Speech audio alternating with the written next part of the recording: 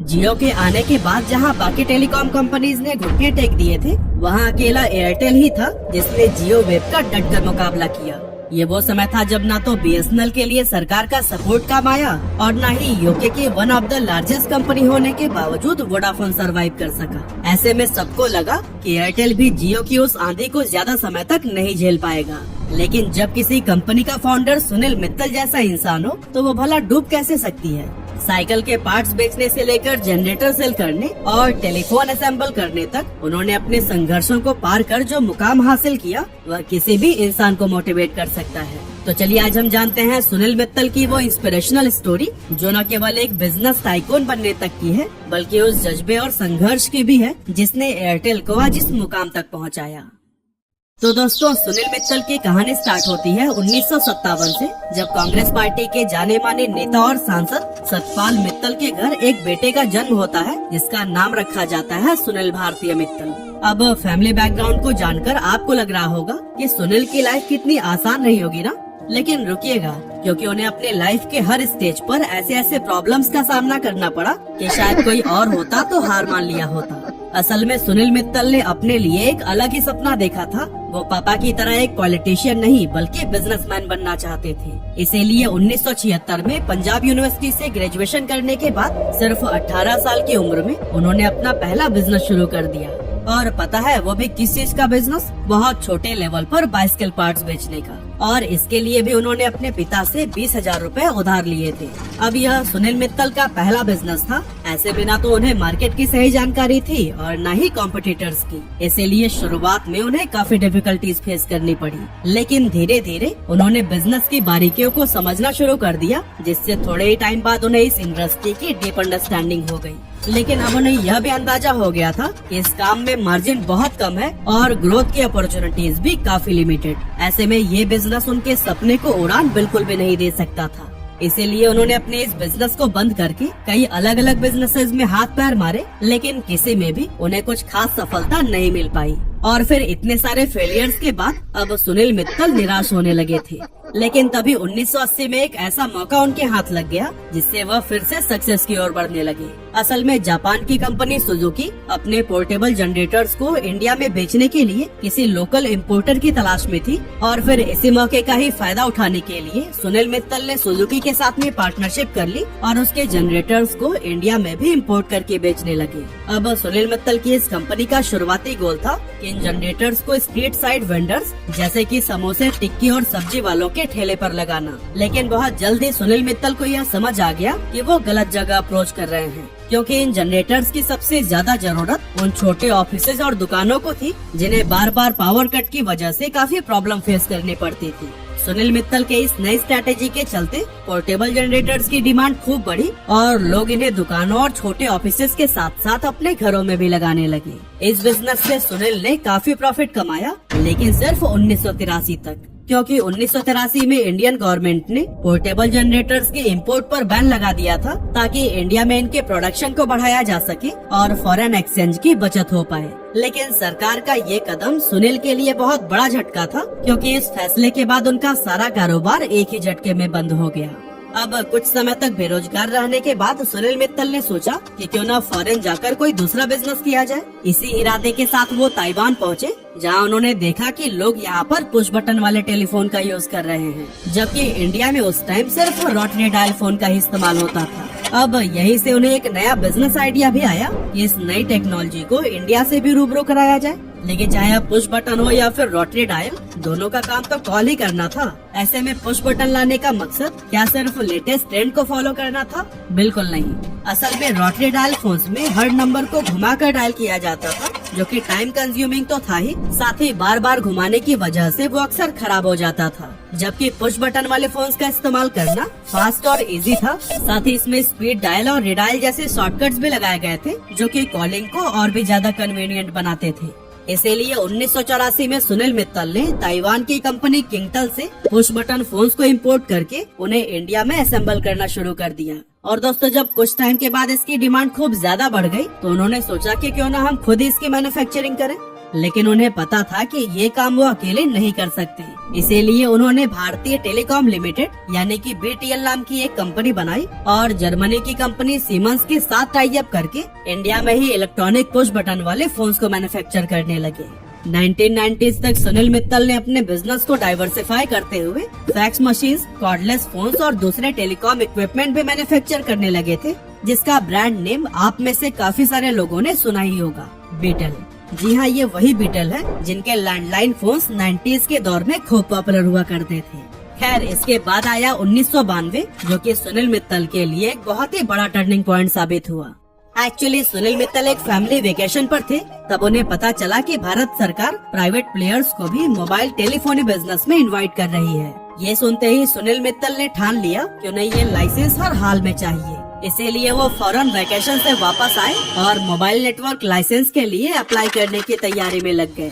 लेकिन दोस्तों, यहाँ पर एक ट्विस्ट था। असल में सरकार ने एक शर्त रख दी थी कि वो सिर्फ उन्हीं कंपनीज को ही लाइसेंस देंगी जिनके पास पहले से ही टेलीकॉम ऑपरेटर का एक्सपीरियंस मौजूद हो। अब प्रॉब्लम ये थी कि मोबाइल टेलीफोनी का सेक्टर इंडिया में बिल्कुल नया था और किसी भी प्राइवेट कंपनी के पास ऐसा कोई पास्ट एक्सपीरियंस मौजूद नहीं था। इसीलिए सुनील मित्तल ने एक कमाल की स्ट्रैटेजी बनाई और फ्रांस की एक जानी मानी टेलीकॉम कंपनी विवेंडी के साथ में पार्टनरशिप कर ली। इस कोलैबोरेशन से उन्हें दो बड़े बेनिफिट्स मिले। एक तो उन्हें टेलीकॉम ऑपरेटर का रिक्वायर्ड एक्सपीरियंस हासिल हुआ और दूसरा उनके पास एक स्ट्रॉन्ग टेक्निकल सपोर्ट सिस्टम भी आ गया। और फिर इन सभी एफर्ट्स का नतीजा ये हुआ कि सुनील मित्तल ने यह लाइसेंस हासिल कर लिया, जिसके बाद 1995 में उन्होंने भारतीय सेल्युलर लिमिटेड यानी कि BCL को एस्टेब्लिश किया और 1997 में एयरटेल के नाम से दिल्ली में अपनी मोबाइल सर्विस लॉन्च कर दी। एयरटेल ने कुछ ही सालों में जबरदस्त ग्रोथ देखी और भारत की ये पहली टेलीकॉम कंपनी बनी जिसने 2 मिलियन मोबाइल सब्सक्राइबर्स का माइलस्टोन अचीव किया था। पर क्या ये जर्नी सच में ही इतनी स्मूथ रही थी? बिल्कुल नहीं। असल में एयरटेल के शुरुआती दिनों में सुनील मित्तल को कई सारी चुनौतियों का सामना करना पड़ा, जैसे कि टेलीकॉम सेक्टर में उनकी टेक्निकल एक्सपर्टाइज बहुत कम थी और मोबाइल नेटवर्क सेटअप करने के लिए उन्हें बड़े पैमाने पर फंड्स की भी जरूरत थी। अब अगर आज की बात करें तो इस प्रॉब्लम का सोल्यूशन बहुत आसान होता, या तो बैंक से लोन ले लो या फिर इन्वेस्टर से फंड जुटा लो। लेकिन उस टाइम पर मार्केट बिल्कुल नई थी, जिसकी वजह से बैंक और इन्वेस्टर्स इस कंपनी में पैसे लगाने से हिचकिचा रहे थे। लेकिन फिर भी सुनील मित्तल ने हार नहीं मानी और बार बार ट्राई करने के बाद आखिरकार उन्होंने इन्वेस्टर्स को कन्विंस कर लिया, साथ ही बैंक से भी फंडिंग जुटाने में कामयाब रहे। और फिर अपने मोबाइल टावर लगाने जैसे नेटवर्क इंफ्रास्ट्रक्चर के लिए उन्होंने एरिक्सन और नोकिया जैसी बड़ी इंटरनेशनल कंपनीज के साथ में पार्टनरशिप कर ली। अब दोस्तों, इन पार्टनरशिप्स का फायदा ये हुआ कि सुनील मित्तल अपने सर्विस की क्वालिटी पर ज्यादा बेहतर फोकस कर पा रहे थे। आगे चलकर अपने नेटवर्क का एक्सपेंशन पूरे इंडिया में करने के लिए भारतीय एंटरप्राइजेज ने 1999 में जेटी होल्डिंग्स को एक्वायर कर लिया, जिससे कि आंध्र प्रदेश में वो अपनी पकड़ बना पाए। और फिर साल 2000 में उन्होंने Chennai based Sky Cell Communications को एक्वायर कर लिया, जिससे कि कंपनी अब साउथ इंडिया में भी एंटर कर चुकी थी।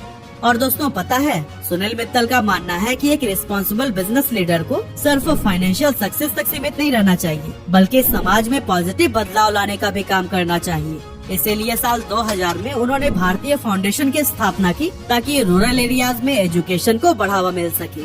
हालांकि अब आगे का डगर एयरटेल के लिए काफी कठिन होने वाला था, क्योंकि उस समय मार्केट में एयरटेल के सबसे बड़े कॉम्पिटिटर ने एंट्री ले ली थी और ये कॉम्पिटिटर कोई और नहीं बल्कि BSNL था। साल 2000 में सरकार ने BSNL को एक इंडिपेंडेंट एंटिटी के रूप में एस्टेब्लिश किया था और इसे पूरे देश में मोबाइल और लैंडलाइन सर्विसेज देने की जिम्मेदारी सौंपी गई। अब BSNL को गवर्नमेंट का मजबूत सपोर्ट मिला था, जिससे उसे फंडिंग और रिसोर्सेज काफी आसानी से मिल गए, जबकि दूसरी तरफ एयरटेल रेगुलेटरी हर्डल्स और फंडिंग चैलेंजेस से लगातार जूझ रहा था। यही रीजन था कि BSNL बहुत जल्द ही देश के उन रिमोट एरियाज में भी अपनी सर्विसेज पहुंचाने लगा, जहां चिट्ठियां भी बहुत मुश्किल से पहुंच पाती थी। इसके अलावा उस समय एयरटेल के प्लान्स काफी एक्सपेंसिव हुआ करते थे, जबकि BSNL ने एक लो कॉस्ट मॉडल को अपनाया था और इसने अपने मोबाइल और इंटरनेट प्लान्स इतने अफोर्डेबल प्राइस पर लॉन्च किए थे कि हर कैटेगरी के यूजर्स इसे अफोर्ड कर सके। यही वजह था कि चाहे बड़े शहर हो या फिर दूर दराज के छोटे गांव, हर जगह के लोगों के लिए BSNL एक स्ट्रॉन्ग चॉइस बन चुका था। और दोस्तों सरकारी कंपनी होने की वजह से लोगों का बीएसएनएल पर एक अलग ही लेवल का भरोसा था। और दोस्तों इन्हीं सभी रीजन से एयरटेल का कस्टमर बेस अपनी तरफ करते हुए बीएसएनएल बहुत जल्द इंडिया का टॉप सर्विस प्रोवाइडर बनने की राह पर निकल पड़ा। लेकिन बीएसएनएल की इस ग्रोथ के साथ ही उसमें एक बहुत बड़ा फ्लॉ भी था और वो था नेटवर्क इंस्टेबिलिटी। चूँकि बीएसएनएल के अफोर्डेबल प्लान्स और हायर रेंज की वजह से बहुत सारे लोग इनकी सर्विसेज को यूज करने लगे थे। इससे उसकी नेटवर्क कैपेसिटी पर बहुत प्रेशर आ गया। मतलब कि बीच में ही कॉल डिस्कनेक्ट होना, हर जगह नेटवर्क का न आना और बहुत ही स्लो इंटरनेट, इस तरह की दिक्कतें बीएसएनएल में बहुत आम हो गई थी।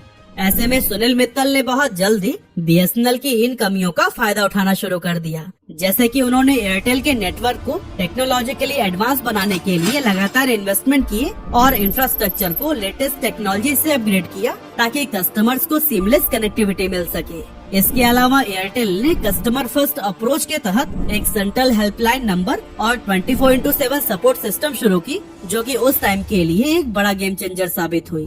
लेकिन दोस्तों इन स्ट्रैटेजीज पर काम करते हुए भी कभी भी सुनील मित्तल अपने एक्सपेंशन के ड्रीम को नहीं भूले थे, पर इस एक्सपेंशन के लिए उन्हें बहुत सारे पैसों की जरूरत थी।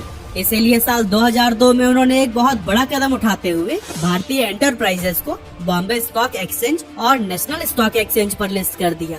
अब पब्लिक होने की वजह से कंपनी को काफी कैपिटल मिलने लगा, जिससे सुनील मित्तल ने एयरटेल के एक्सपेंशन पर खूब काम किया। वह स्पाइसजेल और हेक्साकॉम जैसे कई सारे लोकल मोबाइल नेटवर्क ऑपरेटर्स को भी एक्वायर करते हुए आगे बढ़ रहे थे। और फिर अपने कॉम्पिटिटर बीएसएनएल को हराने के लिए उन्होंने अपने रिचार्ज प्लान का प्राइस भी काफी कम कर दिया। अब दोस्तों अगर एक फास्ट और स्टेबल नेटवर्क किफायती दाम पर मिल रहा हो तो भला उसे कोई क्यों नहीं अपनाता।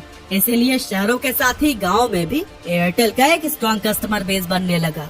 और यही वजह था कि 2005 में एयरटेल बीएसएनएल को भी पीछे करते हुए भारत का सबसे बड़ा मोबाइल ऑपरेटर बन गया था। लेकिन जैसे जैसे एयरटेल ग्रो कर रहा था वैसे ही वैसे इसका कंपटीशन भी बढ़ता ही जा रहा था। रिलायंस, वोडाफोन और आइडिया जैसी बड़ी बड़ी कंपनीज की एंट्री से टेलीकॉम मार्केट में कंपटीशन काफी इंटेंस हो गया था। लेकिन एयरटेल ने अपनी मजबूत मार्केट पोजीशनिंग और लॉयल कस्टमर बेस के दम पर अपने नए कॉम्पिटिटर्स को इफेक्टिवली हैंडल किया। लेकिन दोस्तों सुनील मित्तल यहीं पर नहीं रुके, बल्कि इंडिया में मिली इस कामयाबी के बाद उन्होंने इंटरनेशनल मार्केट में भी एंटर करने का सोचा। और फिर उन्होंने 2010 में अफ्रीका की टेलीकॉम कंपनी जैन टेक्नोलॉजी के ऑपरेशंस को $10.7 बिलियन में एक्वायर कर लिया। इस एक्विजिशन से एयरटेल को अफ्रीका के 15 देशों में अपने नेटवर्क एक्सपेंशन करने का मौका मिला, जिससे एयरटेल एक ग्लोबल टेलीकॉम प्लेयर बन गया।